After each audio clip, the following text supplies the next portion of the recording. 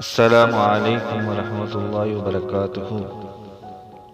பாவம் செய்து ஆசை தனியுமா? அது தீயை தீயால் அணைப்பதா? நபி வழிதான் குளிர்ந்த நீர், அதிலேதான் மன அமைதி செய்யும். இக்கவிக்கு ஏற்றாற்போல் இமாம் பூசரி ரஹ்மத்துல்லாஹி அலைஹி தனது புர்தா ஷரீஃபில் 17வது பைத்தில் இவ்வாறாக குறிப்பிடுகிறார்கள்: فلا ترم بالمعاصي كسر شهوتها إن الطعام يقوي شهوة النهم. பாவங்களின் வழியே உன் ஆசையை அடக்க முயலாதே, ஏனெனில் அது தீயை தீயால் அணைக்க முயல்வது போல ஆகும். கவிஞர் கூறுகிறார், பாவம் செய்த ஆசையை அடக்க நினைப்பது நெருப்பை எண்ணெய் ஊற்றி அணைக்க முயல்வது போன்றது. அது மேலும் எரிக்கும். அதற்கு வழி தக்வா, அல்லாஹ்வின் பயம் மட்டுமே.